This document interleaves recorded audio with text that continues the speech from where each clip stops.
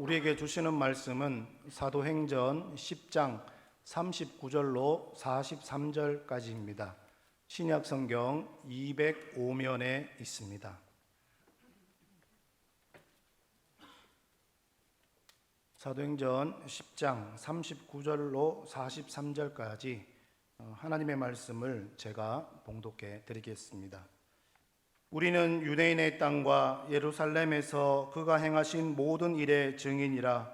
그를 그들이 나무에 달아 죽였으나 하나님이 사흘 만에 다시 살리사 나타내시되 모든 백성에게 하신 것이 아니요 오직 미리 택하신 증인 곧 죽은 자 가운데서 부활하신 후 그를 모시고 음식을 먹은 우리에게 하신 것이라. 우리에게 명하사 백성에게 전도하되 하나님이 살아있는 자와 죽은 자의 재판장으로 정하신 자가 곧 이 사람인 것을 증언하게 하셨고, 그에 대하여 모든 선지자도 증언하되 그를 믿는 사람들이 다 그의 이름을 힘입어 죄사함을 받는다 하였느니라. 아멘. 오늘 말씀을 생각하면서 한번 따라하겠습니다. 예수님이 다시 사셨습니다. 아멘. 예, 분명히 예수님은 다시 사셨습니다. 2024년 부활주일에 오신 여러분에게 하나님의 놀라우신 부활의 축복과 소망이 함께 임재하기를 바랍니다. 사도행전 10장 오늘 본문 말씀은 베드로가 이방인 백부장인 고넬료 집에서 설교하는 내용인데요. 오늘 말씀은 그 결론 부분입니다. 흔히 사도행전의 주요 3대 사건이 무엇이냐 이렇게 이야기할 때 오순절 성령 강림 사건, 사도 바울의 회심, 그리고 오늘 본문에 나오는 고넬료의 회심을 들고 있습니다.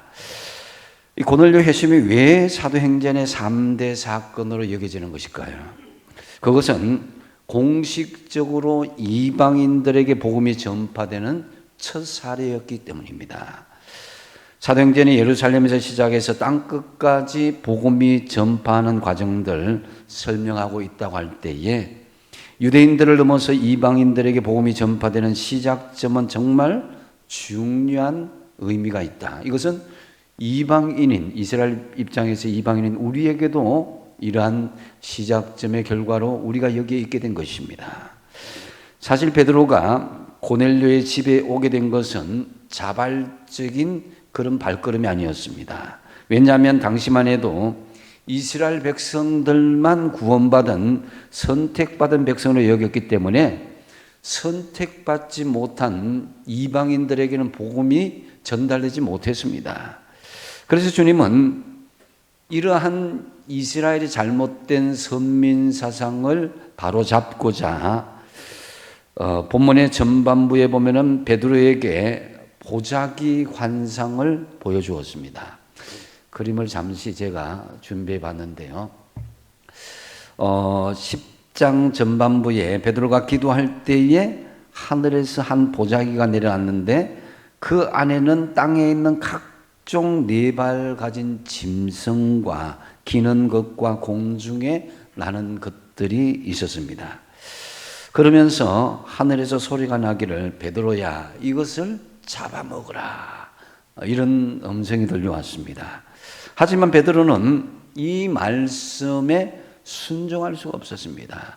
불경한 짐승들, 불경한 속된 것을 먹을 수가 없는 것이 이스라엘의 중요한 율법이었기 때문입니다. 그래서 14절에 보면은 주여 그럴 수 없나이다. 속되고 깨끗하지 아니한 것을 내가 결코 먹지 아니하였나이다. 지금까지 그래 왔기 때문에 앞으로도 나는 먹을 수가 없다는 것이죠. 그러자 다시 하나님의 음성이 들리는데요. 하나님께서 깨끗하게 하신 것을 네가 속되다 하지 마라. 비록 이방인일지라도 하나님이 정결케 하였을 때 네가 그것을 속되다 그렇게 말하지 말라는 거죠. 베드로는 그래도 계속 고집을 피워서 3번이나 하나님께서 연속으로 환상을 보여주시는데요. 그제서야 베드로는 이방인들에게도 복음을 전하라는 하나님의 뜻을 깨닫고 하나님의 지시에 따라서 이방인인 백부장 고넬료를 찾아가게 되는 것입니다. 베드로는 고넬료의 집에 가서도 자기가 부담스럽게 이 자리에 왔음을 솔직하게 말하는 것을 볼 수가 있는데요. 28절 29절에 보면 유대인으로서 이방인과 교제하며 가까이 하는 것이 위법인 줄을 알거니와 하나님께서 내게 지시하사 아무도 속되다 하거나 깨끗하지 않다 하지 말라 하시기로 부름을 사용하지 아니하고 여기 왔다 그랬습니다. 베드로가 고넬료의 집에서 복음을 전하는 내용을 보면은 사실은 장황한 내용이 아닙니다. 다른 말은 없고 다만 예수님에 관한 복음의 내용뿐이었습니다. 베드로의 설교를 보면 갈릴리에서 복음이 전파된 후에 온 유대인에 두루 전파된 예수님의 행적을 소개하고 있는데요. 38절에 그가 두루 다니면서 선한 일을 행하시고 마귀에게 눌린 모든 사람을 고치셨다고 말하였습니다. 그러면서 베드로가 정말 하고 싶은 말을 오늘 본문의 내용을 결론적으로 말씀하고 있는 것입니다. 그것은 바로 예수님의 십자가의 죽음과 사흘 만에 다시 살아나신 부활에 대해서 증거하는 그것이었습니다. 여기서 베드로가 강조하고자 했던 것은 바로 예수님의 십자가와 부활의 그 말씀이었습니다. 이 예수님의 십자가와 부활은 동전의 양면처럼 서로 뗄래야 뗄 수 없는 깊은 관계가 있습니다. 즉 십자가의 죽음 없이 예수님의 부활은 있을 수가 없다라는 거죠. 그래서 우리가 분명히 부활하여서 하늘나라에 이르는 소망은 있지만 그 이전에 십자가의 고난, 이 과정에서 부활이 성립된다는 거죠. 이 십자가와 이 죽음, 십자가의 죽음과 함께 부활은 서로 다른 정반대의 역설이죠. 죽음과 부활. 사실 인간에게 제일 무서운 게 뭐냐 하면 뭐 암일 수도 있고 뭐 여러 가지 사건일 수도 있는데 뭐니 해도 죽음이 가장 두렵다고 할 수 있습니다. 그래서 고린도전서 15장 66절에는 죽음에 대해서 이렇게 묘사하고 있습니다. 사망이 쏘는 것은 죄요, 죄의 권능은 율법이라.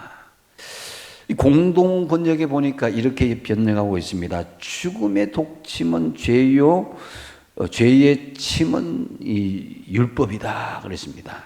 이 죽음의 세력은 독침으로 중무장하고서 세상 사람들에게 무차별로 독침을 쏘듯이 공격을 한다는 거예요. 이 죽음이란 것이. 이를 피해갈 수 있는 사람은 아무도 없다. 오늘날 과학과 의학들 뭐 여러 가지 세상의 지식과 능력을 발휘한다 할지라도 이 죽음을 피해갈 수 있는 방법은 아직도 없습니다. 해마다 세계 여러 종교들, 특히 이슬람의 마호멧을 찾는 사람들, 마호멧의 무덤, 이 사우디아라비아에서 다 모여서 그렇게 1년에 그런 모임을 하고 그 예배를 드리는 식으로 하죠. 유교의 공자도, 불로초를 구한 진시황도, 내 사전에 불가능이 없다는 나폴레옹도, 또 알렉산더도 다 보면은 결국 죽음 앞에 무릎을 꿇고 말았습니다. 아무도 이 죽음을 정복한 사람은 없습니다. 하지만 예수님은 사망 권세를 이기시고 승리하셨습니다. 할렐루야. 그래서 예수님께서 살아나셨기 때문에 기독교는 무덤과 유적이 필요 없다는 거죠. 무덤에 관련된. 부활하신 주님을 만난 바울은 그래서 이렇게 외쳤습니다. 사망한 너의 승리가 어디 있느냐? 사망한 너의 쏘는 것이 어디 있느냐?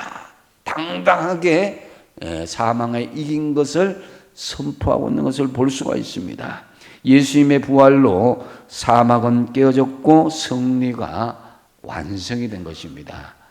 이스라엘 백성들의 최종적인 목적이 가나안 땅이듯이 우리 믿음의 성도들의 최종적인 목적이 바로 부활하고 그 이후에 하늘나라에 들어가는 것이다 라는 거죠. 그래서 예수 믿는 우리들에게 이 부활의 믿음, 이것은 핵심 중에 핵심인 것이다 라는 거죠.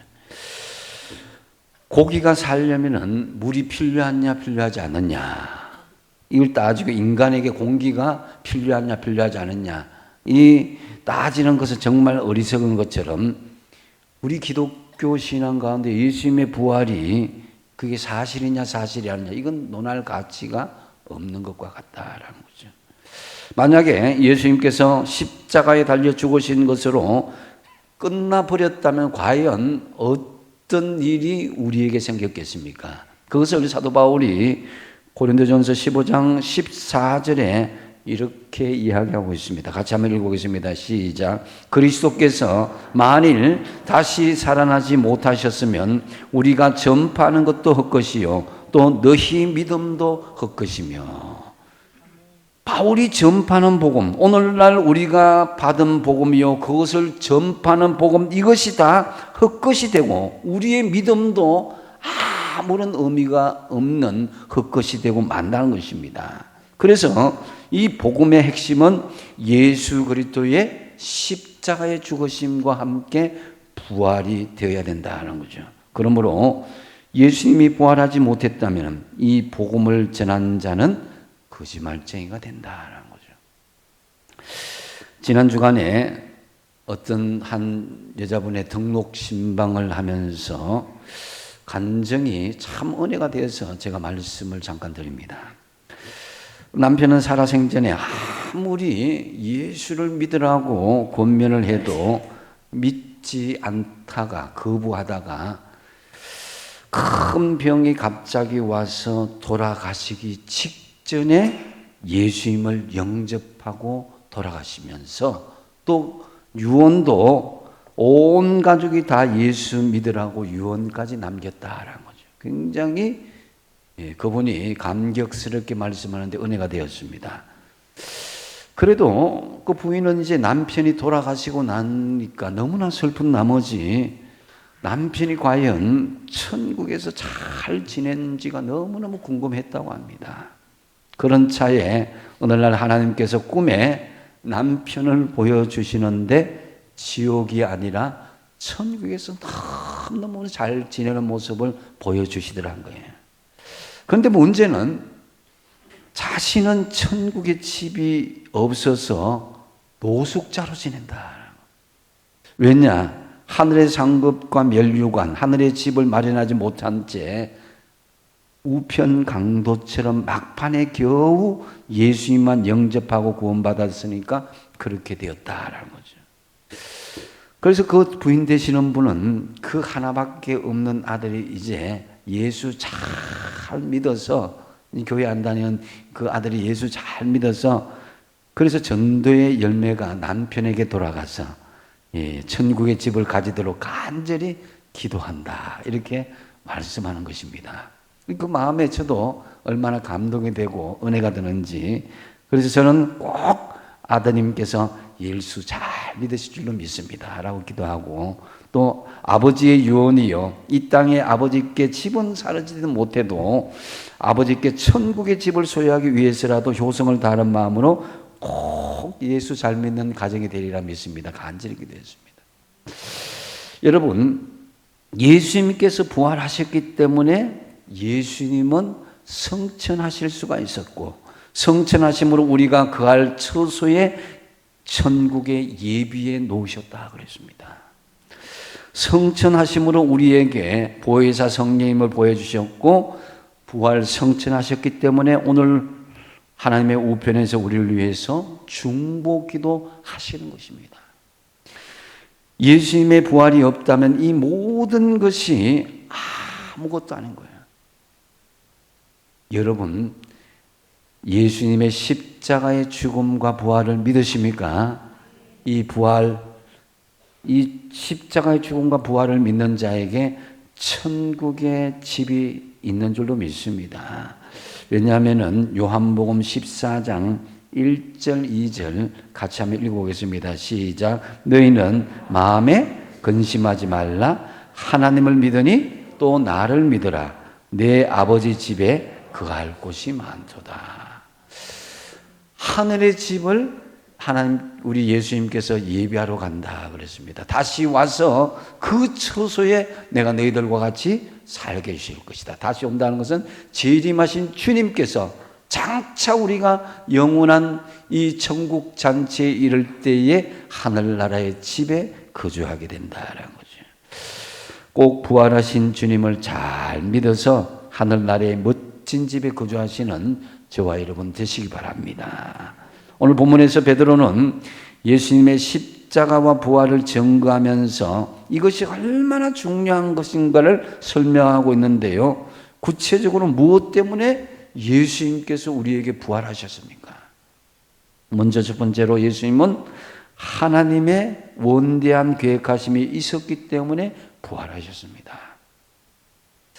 그래서 이 아담과 하와가 범죄한 이후부터 하나님께서는 이미 인간의 구원 계획을 구약 성경에 수많이 약속했습니다. 40절 말씀에 보면은 하나님이 사흘 만에 다시 살리사 나타나시되 그랬습니다. 하나님이 다시 살리사 그랬습니다. 하나님의 다시 살리신 것은 바로 예수님의 부활이신데요. 이 말씀은 예수님이 하나님의 능력으로 살리심을 받았다는 말씀이기도 하지만 그 이상의 의미가 있습니다. 즉 하나님이 살리셨다는 것은 하나님이 예수님을 참 구세주로, 구원의 통로로 인정해 주셨다는 거예요. 온 인류의 진정한 구세주이기 때문에 하나님은 예수님을 다시 살리신 것이다. 천국과 지옥의 영원히 건널 수 없는 우리가 지옥에 갈 인생이지만 예수님께서 그 다리가 되어주셨다는 것입니다. 그렇지 않으면 우린 예수님은 절대 살아날 이유가 없는 거예요. 그래서 예수님 외에 하나님은 아무도 죽음의 권세에서 부활시키지 않았다. 부활의 첫 열매가 되셨다는 거죠. 이 세상에 오직 예수님만이 유일하시게 사망 권세를 이기시고 부활하심으로 말미암아서 우리의 유일한 구세주가 되신 것입니다. 그래서 하나님의 계획하심에 따라 우리의 구주가 되신 예수님을 믿고 살아가시기 바랍니다. 또한 두 번째로 예수님은 우리 사람을 구원하기 위해서 사람의 몸을 입고 오셔서 사람의 몸을 입고 부활하셨습니다. 41절 하반절에 보면은 부활하신 예수님이 제자들과 함께 식사하신 기록이 나오는데요. 죽은 자 가운데서 부활하신 후 그를 모시고 음식을 먹은 우리에게 하신 것이라 그랬습니다. 음식을 먹었다는 것은 육신적인 부활. 우리 인간을 너무 사랑하기 때문에 인간의 몸으로 오셨고 인간의 몸으로 부활하신 것을 보여주신 것이다. 그 인간을 구원하기 위해서 인간의 몸으로 오셨다라는 거예요. 그렇기 때문에 예수님께서 부활하신 이유가 된다는 거죠. 예수님은 부활하신 후 제자들과 함께 음식을 나눈 내용을 곳곳에 볼 수가 있는데요. 누가복음 24장 30절에 보면 엠마오로 내려가던 두 제자와 함께 음식을 나누신 모습인데요. 그들과 함께 음식 잡수실 때에 떡을 가지사 축사하시고 떼어 그들에게 주셨다. 이 기록이 있고요. 또한 예수님이 디베랴 호숫가에서 베드로를 만날 때 제자들을 위해서 고기를 굽기도 하고 부활 후에 떡을 가져다가 제자들에게 주시면서 함께 식사하신 내용이 기록되어 있는데 요한복음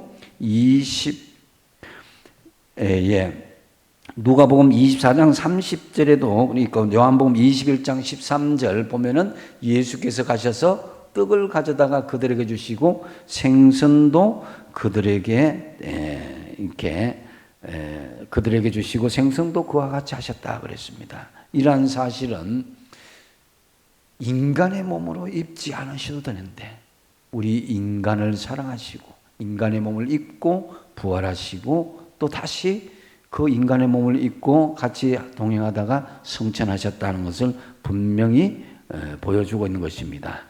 그래서 어떤 분들은 예수님의 부활하신 육신은 허상이다 이렇게 하는데 성경은 그렇게 말씀하지 않습니다. 예수님의 육신의 부활은 분명한 역사적인 사실이고 현실로 예수님께서 육신의 몸으로 부활하셨다는 거죠. 그러기에 우리도 우리의 부활도 장차 주님께서 재림하실 때 육체적인 부활이 장차 함께 있다는 거죠. 최종적인 하나님의 심판이 있고 난 뒤에는요, 우리는 육체적인 부활까지 있게 됨을 믿음으로 받아들이시기 바랍니다. 그것이 성경 말씀에 증거하고 있기 때문입니다. 또한 예수님은 세 번째로 이 심판의 재판장이 되기 때문에 부활하실 수밖에 없었다라는 거죠. 본문 42절 같이 한번 읽어보겠습니다. 시작. 하나님이 살아있는 자와 죽은 자의 재판장으로 정하신 자가 곧 이 사람인 것을 정언하게 하셨고, 하나님께서 살아있는 자와 죽은 자의 재판장으로 정하신 자가 곧 이 사람, 곧 예수님인 것을 너희들이 정언하게 하기 위해서 예수님께서 부활하셨다라는 거죠. 그래서 예수님은 살아있는 자와 죽은 자의 이 재판장이 되셨다. 이게 무슨 재판인가? 살아있는 자와 죽은 자가 뭔가 이렇게 생각할 수 있는데요. 요한복음 5장 27절에서 29절에 보면은 또 인자됨으로 말미암아 심판하는 고난을 주셨다. 인자가 누구냐면 예수님께 심판의 고난이 주어졌다는 거죠. 그래서 이를 놀랍게 여기지 말라. 무덤 속에 있는 자가, 예수님께서 무덤 속에 있다가 다 그의 이제 음성을 들을 때가 오나니, 이제 예수님께서 먼저 첫 부활이 되셨죠. 우리도 무덤에서 다시 깨어날 때에 그의 음성을 들을 때가 온다. 여러분 죽고 나면은 여러분 육신은 흙으로 돌아가고 이 영은 하늘나라로 돌아가지만은, 그러나 장차 예수님이 재림하고 난 뒤에는 육신의 부활까지도 있게 된다는 것을 분명히 말씀하고 있는 거죠. 그래서 선한 일을 행한 자는 무슨 부활로? 생명의 부활로. 악한 일을 행한 자는 어떤 부활로? 심판의 부활로. 그러니까 산자와 죽은 자를 심판하신다는 내용이 바로 이것입니다. 그래서 생명의 부활은 주님과 함께 영원히 천국의 행복한 삶을 살아가는 심판을 말하는 것이고, 심판의 부활은 지옥에 떨어져 영원히 고통 속에 살아가는 심판하는 대상자를 말하는 것입니다. 누가 생명의 부활에 참여할 수 있고 그 조건은 무엇이겠습니까? 여기에는 오직 한 가지 조건만 있게 되는데, 그것은 바로 십자가에 죽으시고 부활하신 예수님을 어떻게 돼요? 믿느냐, 믿지 않느냐. 요한복음 1장 12절 말씀에 하면 영접하느냐, 영접하지 않느냐, 이 차이인 거예요. 예수님을 믿고 영접하신 저와 여러분 되시기 바랍니다. 그렇게 된 줄로 물론 믿습니다. 그래서 한 번도 빠짐없이 예수 잘 믿어서 심판의 부활이 아니라 생명의 부활로 이르는 저와 여러분 되시기 바랍니다. 또한 네 번째로 부활하심으로 죄사함을 받고 의인의 권세가 주어지기 때문에 예수님께서 부활하셨다라는 거죠. 43절 말씀에 보면은 그에 대하여 모든 선지자도 증언하되 그를 믿는 사람들이 다 그의 이름을 힘입어 죄사함을 받는다 그랬습니다. 예수님의 이름을 힘입어 죄사함을 받게 되는데, 바울도 로마서 4장 25절에 이렇게 확정하고 있습니다. 같이 한번 읽어보겠습니다. 시작. 예수는 우리 범죄함을 위하여 내어줌이 되고 또한 우리를 의롭다 하시기 위하여 살아나셨느니라. 우리의 범죄함 때문에 십자가에 내어줬다는 거예요. 그러나 다시 의롭다 하시기 위해서 어떻게 되셨다고요? 살아나셨다, 부활하셨다는 거예요. 그러니까 여러분, 이 부활은 단순한 부활이 아니라 죄의 모든 얽매인 사슬을 십자가에 못 박고 예수 그리스도의 부활로 거룩한 하나님에 들어갈 수 있는 하나님의 의인, 하나님의 자녀로 살아나게 되었다는 이 말씀인 것입니다. 이 축복이 저와 여러분에게 분명히 임한 줄로 믿습니다. 그렇기 때문에 여러분 오늘 주로 부활하신 주님에 대해서 말씀을 듣고 있지만은 이것은 십자가에 달리시다가 부활하신 주님은 초대교회 복음의 핵심이요 선교의 핵심이고 지금도 복음의 핵심인 것입니다. 그래서 이 부활하신 주님을 만났고 전하는 것은 우리 삶 속의 가장 핵심 중의 핵심인 믿음의 중심이 되어야 된다는 거죠.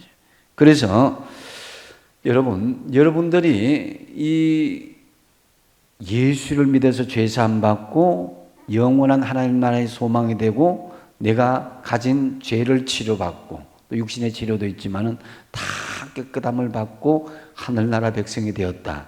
이것을 가지게 되었다면은 우리는 증거하지 않고는 살아갈 수 없는 존재가 된다. 여러분들이 만약에 중병에 걸렸다가 암병에 걸렸다가 다시 어떤 의사 선생님을 통해서 치료받게 되었다. 근데 똑같은 암에 걸린 사람이 있다면 입을 다물고 있겠어요? 전하지 않으면 양심의 가책을 받을 수밖에 없는 거예요. 마찬가지로 내가 예수 믿어서 평생 죄와 악한 것의 사슬에 얽매일 수밖에 없는데 예수님의 십자가의 죽음으로 인해서 내 죄가 못 박히고 예수님의 부활로 말미암아서 내가 천국의 소망을 가지게 되었다. 이것을 우리가 확정한다면 전하지 않고 있는 것은 성도의 온전한 모습이 아니다라는 거죠. 그래서 여러분 사흘 후에 무덤 문을 열고 예수님이 부활하셨는데 이 부활하신 주님을 만나 뵈었을 때에 제자들이 얼마나 감격했습니까? 예수님의 말씀이 실제로 이루어졌다는 거죠. 사실은 예수님이 십자가에 돌아가시기 전까지는 제자들은요, 자기들이 이 땅에서 잘 먹고 잘 살고 영화롭게 사는 거 이걸 생각한 거예요. 근데 예수님의 십자가의 죽음과 부활 이후에는 이 땅이 아니라 영원한 하나님 나라 부활의 소망을 가지게 됐다라는 거죠.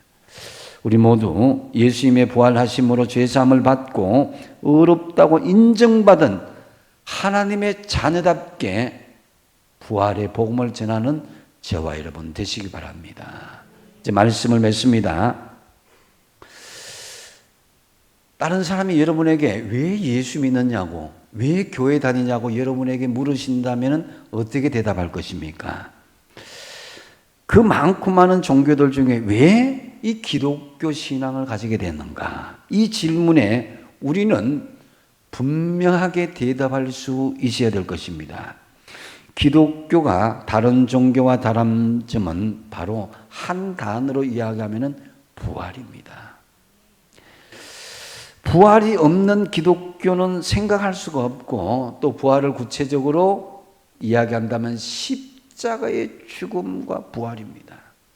십자가의 죽음은 우리의 옛사람이 죽는 것이고 부활은 우리 주님께서 우리를 의롭다고 인정해 주고 난 뒤에 하늘나라에 가는 믿음의 소망의 부활인 것이죠. 그래서 기독교를 생명의 종교라 하는 이유는 바로 이 부활의 신앙이기 때문인 것입니다. 우리 믿음의 핵심은 바로 예수 그리스도의 십자가의 죽음과 뭐라고요? 부활이다라는 거죠. 다시금 우리는 예수님께서 부활하신 이유를 되새김질하면서 첫 번째로 왜 예수님께서 부활하셨다고요? 하나님의 원대한 계획, 우리 인간을 구원하시고자 하는 계획에 따라서 예수님은 부활하셨다라는 거죠. 그 다음에 두 번째 뭡니까? 예수님은 우리 사람을 구원하기 위해서 사람의 몸을 입고 오셨고 사람의 몸을 입고 부활하셨다라는 거죠. 그래야 우리 인간의 눈높이에서 구원하시는 역사가 성립되는 거예요. 사람의 눈높이에서 죄사함의 그런 짐을 다 졌고 사람의 눈높이에서 다시금 그 몸으로 부활하셨다는 거죠. 그다음에 세 번째로 뭡니까? 예수님은 심판의 재판장이 되기 때문에 부활하셨다라는 거죠. 생명의 부활이 되길 원합니까? 심판의 부활이 되길 원합니까? 생명의 부활로 우리를 다 인도하시기 위해서 그렇게 하는데, 어쨌든 예수님은 마지막 날에 재판장이 되기 위해서 부활하셨고 하나님 우편에 지금 계신다. 마지막으로 네 번째 뭡니까? 부활하심으로 죄사함을 받아서 의인의 권세가 주어지기 때문에 예수님께서 부활하셨다는 거죠. 십자가의 모든 죄는 우리가 예수님께서 돌아가시는 그 순간에 우리도 과거, 현재, 미래의 죄가 못 박힘을 당하고, 우리는 예수님을 영접하고 믿는 순간 예수님의 십자가의 부활, 의인으로서의 하나님의 자녀로서의 권세가 주어진 줄로 믿으시기 바랍니다. 그렇기 때문에 예수님께서 부활하셨습니다. 참으로 사망 권세 이기시고 부활하신 예수님을 믿는 확고한 부활신앙으로 승리하는 저와 여러분 되시기 바랍니다. 기도하겠습니다. 아버지 하나님, 사망 권세를 이기시고 십자가의 죽음을 이기시고 부활하신 예수님을 믿고 이제부터 영원까지 부활신앙으로 승리하게 하여 주시옵소서.